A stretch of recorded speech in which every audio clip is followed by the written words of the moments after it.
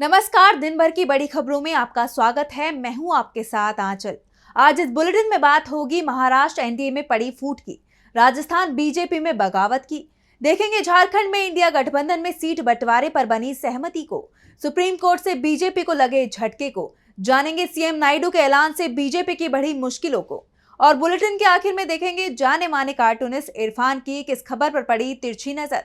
लेकिन दिन भर की तमाम बड़ी खबरों से पहले एक नजर आज की सुर्खियों पर। कर्नाटक सरकार में मंत्री प्रियंक खरगे का बड़ा दावा। कर्नाटक सरकार को गिराने के लिए 1000 करोड़ रुपए जुटा रहे एचडी कुमारस्वामी ने कांग्रेस सरकार गिराने का किया था दावा। अरविंद केजरीवाल को सुप्रीम कोर्ट से नहीं मिली राहत। गुजरात के कोर्ट का समन रद्द करने वाली याचिका खारिज। पीएम मोदी की डिग्री पर दिया था विवादित बयान। कांग्रेस नेता नाना पटोले का बड़ा दावा। बीजेपी झूठ फैलाने की कोशिश में लगी। कांग्रेस और शिवसेना के बीच कोई विवाद नहीं। लाल निशान पर बंद हुआ शेयर बाजार। 73 अंकों की गिरावट के साथ 81,151 पर बंद हुआ सेंसेक्स, तो वहीं 72 अंकों की गिरावट के साथ 24,781 पर बंद हुआ निफ्टी। ये तो थी सुर्खियां। अब बात आज की सबसे बड़ी खबर की। महाराष्ट्र एनडीए में फूट पड़ गई है। बीजेपी से एकनाथ शिंदे नाराज दिखाई दे रहे हैं, क्योंकि बीजेपी ने उन सीटों पर भी उम्मीदवार उतार दिए हैं जहां शिंदे की शिवसेना चुनाव लड़ने की तैयारी कर रही थी। ऐसे में एनडीए टूट की कगार पर पहुंच गया है। तो क्या है पूरा मामला, देखिए इस रिपोर्ट में। महाराष्ट्र चुनाव से पहले एनडीए में घमासान मचा हुआ है। एनडीए में सीटों के बंटवारे पर रार छिड़ी हुई है। महायुति में उम्मीदवारों की घोषणा के मामले में बीजेपी ने बाजी मार ली और जैसे ही बीजेपी ने 99 उम्मीदवारों का ऐलान किया, वैसे ही शिंदे गुट की शिवसेना में खलबली मच गई। बीजेपी की लिस्ट देखकर एकनाथ शिंदे नाराज हो गए। दरअसल बीजेपी ने जिन सीटों पर उम्मीदवार घोषित किए हैं उसमें 5 ऐसी सीटें हैं जिन पर शिवसेना चुनाव लड़ती रही है। अब इन सीटों को लेकर महायुति में मतभेद देखने को मिल रहा है। शिवसेना शिंदे गुट के एक पदाधिकारी ने कहा कि इस सीट बंटवारे को बीजेपी के जरिए उनकी राजनीतिक जमीन पर कब्जा करने के रूप में देखा जा सकता है। जिन सीटों को लेकर मतभेद देखने को मिल रहा है उनमें नालासोपारा, उरण, धुले शहर, अचलपुर, देवली हैं। वहीं इस बार ये सीटें एकनाथ शिंदे की शिवसेना को छोड़नी पड़ी हैं। 2019 में इन सीटों पर शिवसेना ने चुनाव लड़ा था, लेकिन शिवसेना को हार का सामना करना पड़ा था। इस बार बीजेपी ने शिवसेना से ये सीट छीन ली है और शिंदे को इसका पता तब चला जब बीजेपी का उम्मीदवार घोषित हो गया। ऐसे में दोनों दलों के बीच में दरार पड़ती दिखाई दे रही है। शिंदे के लिए अब ये सबसे बड़ी परेशानी का सबब बनता जा रहा है। दूसरी तरफ इंडिया गठबंधन में अब सीटों की सहमति बनती दिख रही है। महाराष्ट्र कांग्रेस के अध्यक्ष नाना पटोले ने कहा कि 22 अक्टूबर को कांग्रेस अपने उम्मीदवारों के नाम घोषित कर देगी। महाराष्ट्र में एनडीए में टूट साफ साफ दिखाई दे रही है, तो राजस्थान बीजेपी में हालत बिगड़ते दिखाई दे रही है। राज्य में होने वाले विधानसभा उपचुनाव के लिए बीजेपी ने अपने उम्मीदवारों की घोषणा कर दी है, लेकिन टिकट वितरण के साथ ही पार्टी के अंदर बगावती स्वर भी उठने लगे हैं। बगावत ने बीजेपी की मुश्किलें बढ़ा दी हैं। तो कैसे बढ़ी बीजेपी की मुश्किलें, देखिए इस रिपोर्ट में। महाराष्ट्र और झारखंड के चुनावों के साथ साथ चुनाव आयोग ने उपचुनावों की तारीखों का भी ऐलान किया, लेकिन अब राजस्थान में उपचुनाव के लिए जारी बीजेपी की पहली लिस्ट को लेकर पार्टी के अंदर घमासान मच गया है। बता दें कि राजस्थान में उपचुनाव के लिए 13 नवंबर को वोटिंग होनी है, लेकिन उससे पहले टिकट न मिलने को लेकर पार्टी नेताओं की नाराजगी खुलकर सामने आ गई है। कोई बगावत करने की धमकी दे रहा है तो कोई टिकट न मिलने की वजह से फूट फूट कर रो रहा है। बता दें कि राज्य की 7 सीटों पर उपचुनाव होने हैं, जिसके लिए पार्टी ने 6 उम्मीदवारों के नामों का ऐलान किया है। इस लिस्ट को लेकर नाराज नेताओं के नाम है बबलू चौधरी, जय आहूजा, नरेंद्र मीणा और विजय बैंसला। बबलू चौधरी 2023 में झुंझुनू सीट से उम्मीदवार थे, लेकिन इस बार उनका टिकट कट गया, जिसके बाद उन्होंने अब निर्दलीय चुनाव लड़ने का ऐलान कर दिया है। जय आहूजा को टिकट नहीं मिला तो उनके समर्थन में भाजपा के रामगढ़ विधानसभा क्षेत्र के सभी 5 मंडल अध्यक्षों ने इस्तीफा दे दिया।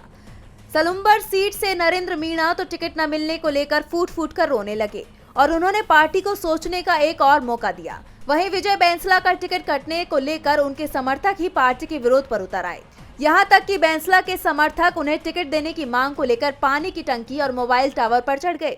अब बीजेपी अपने नेताओं के इस नाराजगी का हल नहीं निकालती है तो उसका खामियाजा उसे उपचुनावों में झेलना पड़ सकता है। राजस्थान में बागियों ने बीजेपी को मुश्किल में डाल दिया है, तो बीजेपी की परेशानी इंडिया गठबंधन भी बढ़ाता दिखाई दे रहा है। झारखंड चुनाव को लेकर राजनीतिक पार्टियां जोर शोर से चुनाव प्रचार प्रसार में जुटी हुई हैं। इस बीच खबर आई है कि आरजेडी और जेएमएम के बीच सीट शेयरिंग को लेकर सहमति बन गई है। देखिए रिपोर्ट। झारखंड विधानसभा चुनाव को लेकर गतिविधियां तेज होने लगी हैं। राज्य में इंडिया गठबंधन मजबूत होता नजर आ रहा है। इंडिया गठबंधन के उम्मीदवारों का ऐलान नहीं हुआ है, लेकिन इंडिया गठबंधन में शामिल दल आरजेडी, जेएमएम और कांग्रेस में सीट बंटवारे पर सहमति बन गई है। आरजेडी नेता तेजस्वी यादव और झारखंड के मुख्यमंत्री हेमंत सोरेन के बीच रांची में कांके रोड स्थित आवास पर सीट बंटवारे को लेकर सहमति बनी। उम्मीद है कि जल्द ही गठबंधन में सीट शेयरिंग का ऐलान कर दिया जाएगा। आरजेडी ने लोकसभा चुनाव भी इंडिया गठबंधन के तौर पर ही लड़ा था। दरअसल पिछले 3 दिनों से तेजस्वी यादव रांची में डेरा डाले हुए थे। इस बीच तेजस्वी यादव और आरजेडी नेता मनोज झा मुख्यमंत्री आवास पहुंचे, जहां पर उन्होंने हेमंत सोरेन से मुलाकात की। इस दौरान गठबंधन को लेकर चर्चा हुई। दोनों नेताओं के बीच बातचीत में ये तय हुआ कि आरजेडी 2019 में जितनी सीटों पर चुनाव लड़ी थी, उतनी ही सीटों पर इस बार चुनाव लड़ेगी। जल्द ही सीटों का ऐलान भी हो जाएगा। ऐसे में एनडीए गठबंधन मुश्किल में नजर आ रहा है। बीजेपी के उम्मीदवारों की पहली सूची जारी होने के बाद से पार्टी में भगदड़ मच गई है। झारखंड में एनडीए बिखरता जा रहा है। झारखंड से इंडिया गठबंधन में खटपट की खबरें सामने आ रही थी, जिससे बीजेपी खुश दिखाई दे रही थी। लेकिन अब इंडिया गठबंधन में सीट बंटवारे पर सहमति बन गई है। इसे बीजेपी के लिए बड़ा झटका माना जा रहा है। वैसे बीजेपी को झटका तो सुप्रीम कोर्ट से भी लग गया है। मदरसा मामले में कोर्ट ने सभी राज्यों को नोटिस जारी कर दिया है। तो क्या है पूरा मामला, देखिए रिपोर्ट। एक बड़ी खबर सामने आई है। यूपी में सरकारी मदद से चल रहे मदरसे नहीं बंद होंगे। सुप्रीम कोर्ट ने योगी सरकार के आदेश पर रोक लगा दी है। दरअसल इस मामले पर सुप्रीम कोर्ट में सुनवाई हुई। Chief justice DY Chandrachud, justice JB Pardiwala और जस्टिस मनोज मिश्रा की बेंच ने इस मामले की सुनवाई की। इस दौरान कोर्ट ने बड़ा फैसला सुनाते हुए मदरसों को बंद करने की राष्ट्रीय बाल अधिकार संरक्षण आयोग यानी एनसीपीसीआर की सिफारिश पर रोक लगा दी है। इसके साथ ही कोर्ट ने सभी राज्यों और केंद्र शासित प्रदेशों को नोटिस भी जारी कर दिया और जवाब देने को कहा है। अब इस मामले की अगली सुनवाई 4 हफ्ते बाद होगी। कोर्ट के फैसले के बाद आरटीआई का पालन नहीं करने वाले मदरसों को भी राज्य से मिलने वाली फंडिंग नहीं रुकेगी, यानी कि साफ है कि सरकारी फंडिंग मिलती रहेगी। ये केंद्र की बीजेपी सरकार और बीजेपी शासित राज्यों के लिए बड़ा झटका माना जा रहा है। ये फैसला खासकर यूपी और त्रिपुरा सरकार के लिए बड़ा झटका है। दरअसल योगी सरकार ने गैर मान्यता प्राप्त और सरकारी सहायता प्राप्त मदरसों में पढ़ने वाले गैर मुस्लिम छात्रों को सरकारी स्कूलों में ट्रांसफर करने का निर्देश जारी किया था। उत्तर प्रदेश सरकार के इस आदेश के खिलाफ जमीयत उलमाए हिंद ने कोर्ट में याचिका दायर की थी। यूपी सरकार का यह आदेश एनसीपीसीआर की रिपोर्ट पर आधारित था। इसमें राइट टू एजुकेशन एक्ट 2009 का पालन नहीं करने वाले मदरसों की मान्यता रद्द करने और सभी मदरसों की जांच करने को कहा गया था। बीजेपी सरकार और खासकर यूपी की योगी सरकार के मंसूबों पर सुप्रीम कोर्ट ने पानी फेर दिया है, तो पानी मोदी की रणनीति पर भी फिरता दिखाई दे रहा है। दरअसल पीएम मोदी लोकसभा चुनाव से पहले नए सिरे से लोकसभा सीटों के सीमांकन की योजना बना रहे हैं और इसे लेकर दक्षिण के राज्यों ने सरकार की मुसीबत को बढ़ा दिया है। देखिए रिपोर्ट। बढ़ती आबादी के चलते देश को पहले से ही परेशानी का सामना करना पड़ रहा है और अब दक्षिण भारत के राज्यों की तरफ से जो संकेत मिल रहे हैं वो परेशान करने वाले हैं, लेकिन हैरान करने वाले नहीं, क्योंकि मोदी सरकार की नीतियों के चलते दक्षिण के राज्य खुद को ठगा हुआ मान रहे हैं। दरअसल मोदी सरकार संसद में ऐलान कर चुकी है कि अगला लोकसभा चुनाव जिसमें महिला आरक्षण लागू होगा, उससे पहले सीटों को लेकर सीमांकन कराया जाएगा, जिसमें संसद की सीटों की संख्या बढ़ाई जाएगी और कहा जा रहा है कि ये सीटें आबादी के अनुपात में बढ़ेंगी, जिसके बाद दक्षिण भारत की हिस्सेदारी देश की राजनीति में कमजोर पड़ जाएगी। इसके बाद से ही दक्षिण के राज्यों से आबादी को लेकर अलग ही सुर सुनने को मिल रहे हैं। आंध्र प्रदेश के मुख्यमंत्री चंद्रबाबू नायडू ने तो नया कानून लाने का ऐलान ही कर दिया है, जिसके तहत ये प्रावधान किया जाएगा कि निकाय चुनाव केवल वही लोग लड़ सकेंगे जिनके 2 से अधिक बच्चे होंगे, जबकि इससे पहले ये कानून था कि 2 बच्चों से अधिक वाले चुनाव नहीं लड़ सकते हैं। तो अब तमिलनाडु के मुख्यमंत्री एमके स्टालिन नायडू से 4 कदम आगे बढ़कर बात कर रहे हैं। सीएम स्टालिन ने 2 की जगह 16 बच्चे पैदा करने का आह्वान किया है और ये भी संकेत दिए हैं कि ज्यादा बच्चे पैदा करने वालों को सरकार की तरफ से मदद भी दी जा सकती है। उन्होंने कहा कि हमारी आबादी कम हो रही है, जिसका असर हमारी लोकसभा सीटों पर भी पड़ेगा।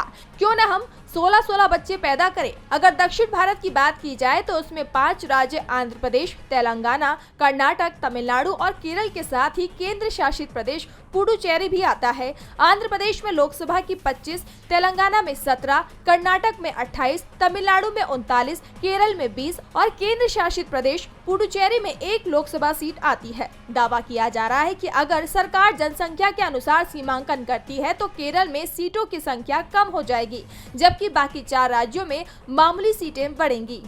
तो दूसरी तरफ उत्तर भारत के राज्यों में 150 से ज्यादा सीट बढ़ जाएंगी, जहां अभी 225 सीटें हैं और बढ़कर 400 के करीब वो पहुंच जाएंगी। सीएम नायडू पीएम मोदी के प्लान को फेल करते दिखाई दे रही हैं। नायडू का बयान चर्चा का विषय बन गया है। तो चर्चा इस वक्त भारत और चीन की भी हो रही है। दोनों देशों के बीच एलएसी को लेकर लगातार तनाव बढ़ गया था, लेकिन अब दोनों देशों के बीच सहमति बनती दिखाई दे रही है। तो क्या है पूरा मामला, देखिए रिपोर्ट। भारत और चीन के बीच वास्तविक नियंत्रण रेखा यानी एलएसी पर चल रहे तनाव को कम करने के लिए एक महत्वपूर्ण सहमति बनी है। इस नई सहमति के तहत दोनों देशों ने पूर्वी लद्दाख में देपसांग और डेमचोक जैसे संवेदनशील इलाकों में पेट्रोलिंग फिर से शुरू करने और सैनिकों को पीछे हटाने यानी डिसएंगेजमेंट पर सहमति जताई है। इस समझौते का उद्देश्य 2020 से जारी सीमा विवाद और तनाव को कम करना है, जब दोनों देशों के सैनिक आमने सामने थे। इसके बारे में विदेश सचिव विक्रम मिस्त्री ने जानकारी दी और कहा कि पिछले कई हफ्तों से भारत और चीन के बीच राजनयिक और सैन्य स्तर पर चर्चा हो रही थी, जिसके परिणाम स्वरूप ये सहमति बनी है। रिपोर्ट्स के मुताबिक वर्तमान में जो सहमति बनी है उसके तहत दोनों देशों के बीच एलएसी पर पेट्रोलिंग की व्यवस्था को फिर से स्थापित किया जाएगा। देपसांग और डेमचोक जैसे संवेदनशील इलाकों में पहले से ही पेट्रोलिंग शुरू हो चुकी है और जल्द ही दोनों पक्ष अपने सैनिकों को पीछे हटाना शुरू करेंगे। बता दें कि पूर्वी लद्दाख स्थित गलवान घाटी में वर्ष 2020 में 15-16 जून को भारतीय और चीनी सैनिकों के बीच झड़प हो गई थी। इसमें 20 भारतीय सैनिकों की जान चली गई थी और जबकि कई चीनी सैनिकों की भी जान गई थी। अलग अलग रिपोर्ट्स में ये संख्या 40 से 100 तक बताई गई थी, लेकिन चीन ने इसका खुलासा नहीं किया था। इस घटना के बाद से दोनों देशों के बीच संबंध तनावपूर्ण बने हुए हैं। 4 साल से चल रहा तनाव अब शांत होता दिखाई दे रहा है, लेकिन अब चिंता दूसरी खड़ी हो गई है। दरअसल एयरलाइन कंपनियों के विमानों में बम से उड़ाने की धमकी मिलने का सिलसिला पिछले कुछ दिनों से जारी है। इस बीच सरकार ने इस पर सख्ती से निपटने का फैसला किया है। सरकार ने सख्त हिदायत दे दी है। तो क्या कहा उड्डयन मंत्री ने, देखिए इस रिपोर्ट में। तमाम एयरलाइंस कंपनियों को बम की धमकियां मिलने का सिलसिला लगातार जारी है। अब तक 100 से ज्यादा विमानों को इस तरह के धमकी भरे मेल आ चुके हैं। अब सरकार ने इसे लेकर सख्त रवैया अपनाया है। इसे लेकर civil aviation minister Ram Mohan Naidu ने कहा है कि सरकार ने ऐसे मामलों पर सख्त कार्रवाई करने का फैसला किया है। कार्रवाई के लिए नए नियमों की जानकारी भी उन्होंने साझा की है। नायडू का कहना है कि प्लेन को हवा में उड़ाने की धमकी देने वालों के नामों को नो फ्लाई लिस्ट में डाल दिया जाएगा, जिससे भविष्य में उनके किसी भी फ्लाइट में ट्रैवल करने पर बैन लग जाएगा। एविएशन मिनिस्टर ने आगे कहा कि सरकार अब विमान सुरक्षा नियमों और सिविल एविएशन अधिनियम 1982 में बदलाव करने पर विचार कर रही है। इसके तहत धमकियों से जुड़े मामलों में और सख्ती लाई जाएगी। प्लेन में बम की गलत सूचनाएं दिए जाने के चलते पैदा हुई असुविधाओं को दूर करने के लिए गृह मंत्रालय और सिविल एविएशन सिक्योरिटी ब्यूरो भी इस मामले पर कड़ी निगरानी रखे हुए है। ऐसी खबरों से यात्रियों में डर फैलता है, फ्लाइट्स डिले होती हैं और साथ ही एयरलाइंस कंपनी की छवि भी खराब होती है। अब देखना होगा कि सरकार के इस फैसले के बाद इस तरह की धमकियों की खबरों में कितनी कमी आती है। और बुलेटिन के आखिर में देखेंगे जाने माने कार्टूनिस्ट इरफान की किस खबर पर पड़ी तिरछी नजर।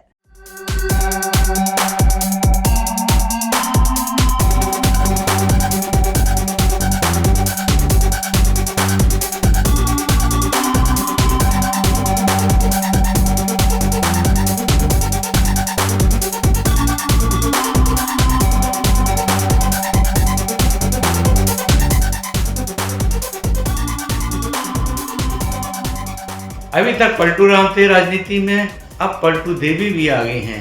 नाम है प्रियंका चतुर्वेदी।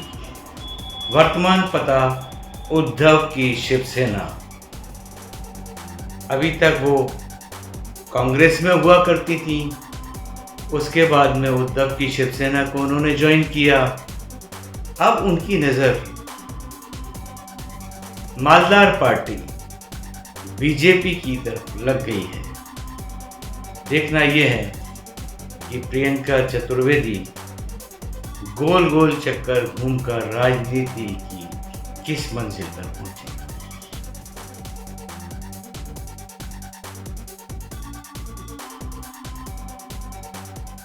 बहुत बहुत शुक्रिया इरफान जी। तो आज इस बुलेटिन में इतना ही। आप देखते रहिए डीवी लाइव। नमस्कार।